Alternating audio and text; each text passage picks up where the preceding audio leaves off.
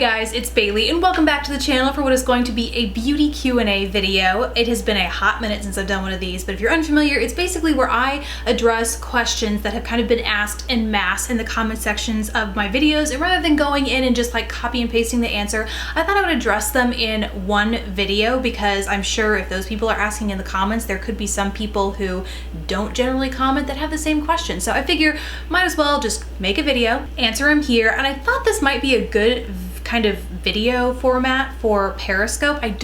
You'll probably know if you follow me, I think I Periscoped once. So I'm trying to figure out what to do with Periscope, and I was thinking that that might be a good way because it could also allow you guys to ask questions like on the spot if you wanted to. So let me know what you think of that. If you're not big Periscopers and you prefer this format, let me know that as well, but it's something that I'm contemplating. So let me know in the comment section below. Otherwise, let's go ahead and hop into it. The first one is probably the most asked question ever on any video ever that I have made. It's what's on your nails, because I don't think there's a good time to talk about it during the video when so frequently my videos are about like one specific product that I'm reviewing, or I'm just really bad about mentioning it and then even worse at putting it in the info box below. So I'm gonna answer a few of them right now.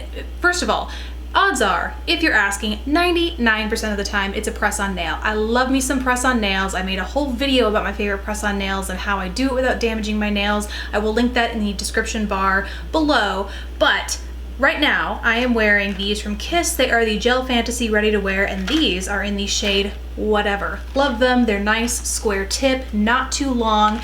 And then the others that a lot of people asked about, I've been wearing them in the past few videos, like right before I put these on. These are same line, Kiss Gel Fantasy, but they are in the shade Charmed Life. They're these beautiful oval, I wouldn't call them stiletto, they're not super long, but they're longer than these, and they're just a really nice oval, and they're glittery and they're blush tone, so they elongate the look of my fingers, which I'm always after. It's why I prefer like longer nails, because my nails, natural nails, just don't grow that long.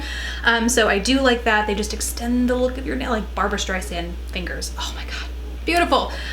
So yeah, that's what I've been wearing. Love these. Next question, what was on your eyes in the Bdellium 7-piece brush set review? It was a magical combination of these. This is the new Milani Everyday Eyes. This was in my recent favorites video. It's the Bare Necessities palette from them. So I was wearing a couple shades in here as the base. Basically, it didn't matter though, because I went over top with this glitter from Lit Cosmetics, and this is in the shade Hello Sunshine, but it's not yellow. It's just this really nice, I wish I had the packaging because I'm sure it'd do a better job of describing what shade this is, but it's basically kind of a white with a kind of facets of gold and green. Actually, for being called Sunshine, there's a little bit of green in there, but basically when it's actually worn as a glitter, it's very, I'd say, somewhat flattering and subtle as far as glitter goes. So really like this, and to apply it, this is my new favorite glitter adhesive. I say that lightly because I don't wear glitter a whole lot, but if you do, or if, you know, when you do wear glitter, you struggle with finding the right adhesive,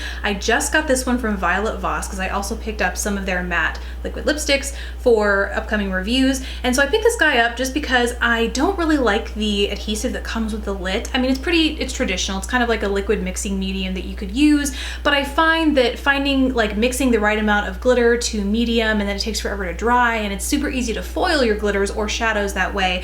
But I kind of just wanted a sticky base, kind of like a regular eyeshadow base, but it was built for glitter. I think Too Faced makes a glitter adhesive, looking for something like that. So happened to be placing an order and figured I'd give this a go. It's so nice because it has a doe foot applicator, so I just pat that right on the eye, kind of dispersed it with my finger, and then went in just with my finger. I didn't even use a brush to apply it during or before that video. Just used my finger to dab that over top, and that was it. It was a one and done sort of look kind of situation. Next question was about the brush I used in my recent e.l.f. brow kind of liner. It's like, what's it called? Basically, it's the liner and brow cream product they did a review and demo, and in that demo I was using the slanted brow brush. This is from the Real Techniques set. I got this from Octoly and have been slowly using it over the past like week or so. It's the brow set, and it comes with 2 tweezers, a spoolie, a sponge that's meant to mark out where exactly your brow is supposed to be in the event that you have naturally very sparse brows or you're trying to reshape your brows. That will help you figure out where it's supposed to go. And then the brush that I was using in that video, which like I said is the slanted brow brush, and then it comes kind of like Real Techniques brush sets do in a nice carrying case. Let me actually take it out for you so you can better see it. So this whole set retails for $20, and with 5 pieces inside, I think it's worth it if you use all of them. And what I mean by that is they all function really, really well, especially if you actually use the sponge guide here to map your brows, and that's something that you are actively working on. If you have your natural brow shape figured out, like I don't really need to use that to map my brow out, then you might get less good out of that. Additionally, if you have tweezers that you like, you get 2 kinds in here, so it's really nice if you don't have tweezers or you're still looking for like your set of go-to. These are really great. You get kind of broader tweezers here as well as more narrow, but I have to say my go-to tweezers have both on either side. This is from the CVS brand Beauty 360, and I love it because I have both in one set. Like I said, broad over here and then narrow over here, and that way I don't have to keep track of 2 separate pairs. So just for the sake of comparison, you do get these in here, but if you are looking for some without having to buy the whole set, I also recommend these. And then you get the spoolie, which is great. Love a good spoolie. Unfortunately, it can't be on the other end of the, well, I guess maybe it could be, but they didn't work it out that way. I tend to prefer my spoolie to be on the other end of whatever brow tool, like brush, that I'm using. But because these have angled heads, it's harder, I'm assuming, to do that. And so if you do prefer that, that might not work out for you. However, the fact that these are angled, I think, makes applying brow products, there's a little bit of a learning curve, but once you get the hang of it, it's so nice because you can actually see your brow all the way through. Sometimes I find myself fighting with like positioning the mirror versus where my brush is versus where my hand is, because you just can't see, especially as you get farther out on your brow, where all of that falls. But with the angled head of these, it's super easy to see where exactly you're applying product. The angled brow brush itself is really nice because I'll see if I can get a close-up here enough so that you can see. The bristles are very dense so that you can pick up a good amount of brow product, but if you look very closely at close to the tips of them, it kind of gets less dense the closer you get to the surface. So what that means is that it's super easy to fill in bulk product where you might want your brows to be fuller, closer towards the center of your face.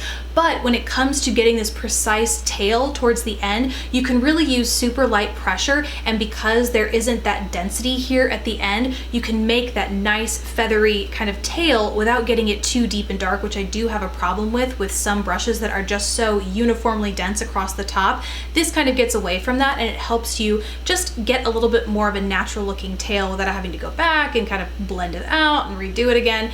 You know, a little bit more low fuss. It's also great for your winged liner as well. And then you have the tool that is supposed to help you map out your brows, but really it is a sponge, so you could also use this to smudge your liner, smudge under your eye, do some cleanup. If you don't use it for makeup, you can use it to do your cleanup for like mascara on the under eye area. It's just a great little tool to have on hand. You don't necessarily have to use it for the explicit purpose of mapping out your brows, but you can. And by the way, they have a tutorial on this, so I don't think I'll go into details to how you're supposed to use it, but basically you put a little bit of product here on the end and you mark where your brow is supposed to be, kind of towards according to the symmetry, basically, you know, like towards your inner corner here, and then you're supposed to go, what is it, towards the outside of your iris or your pupil or whatever that is, and then all the way towards the corner of your eye, and that's how you do it. And then you go in with the angled brush and fill in accordingly. So like I said, I don't need that. However, I do, I used to use the $1 Billion Brow Buddy, and then once I had my brows figured out, didn't really need it anymore. When it comes to tools that help you do this, I do find that this is a little bit more compact and easier to use as opposed to the Brow Buddy. So food for thought if you are looking at kind of mapping out your brows. The other question that was asked during that brow video was, how does the e.l.f., this is the Lock-On Liner and Brow Cream, finally got it, how does that compare to Milani's brow product? This is called the Stay Put Brow Color, and in Milani I am in the shade Brunette, but it's a little bit deeper than the shade that I think I am closest to in e.l.f., which is light brown. Yes, light brown. So let me hold them up now just for you to see visually to get a comparison. And for comparison, I am wearing Milani's on my brow today, not the e.l.f., whereas in the past few videos I've been wearing e.l.f.'s.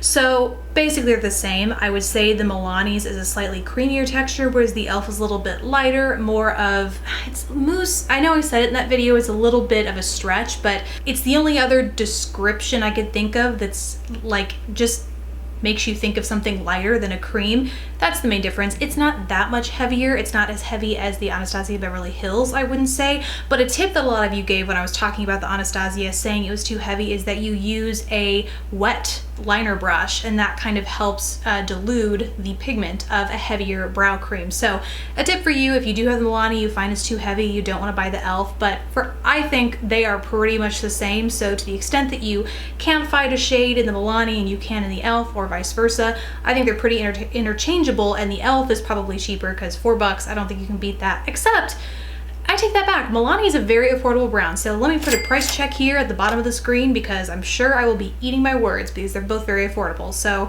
in a nutshell, not a whole lot is different. I would probably say the shade range is the most different between the two, but as far as lasting power, what they actually do for the brows, they're both kind of creamier, waxy textures. So they not only fill, but they also help shape and then hold your brows in place. Both of them do that. Nothing super new and life-changing there, but I really felt I wanted to address it because I can't believe I forgot to include that as a comparison in the video. If you want to, you can go see I compare it to the IT Cosmetics as well as the Anastasia and even another e.l.f. product, but forgot the Milani. So thanks for asking, and I wanted to include it here because of that. And last question, this gets asked when I am sitting kind of back at my old filming area with my desk and my makeup in the background, and it is, what are those strange pods sitting in your background? And it's these guys. For those of you who aren't familiar with the brand Tempw, these are their airbrush pods, and unlike kind of traditional airbrush guns where you pour or drop the product into the top and it kind of mixes and you have to go in that way,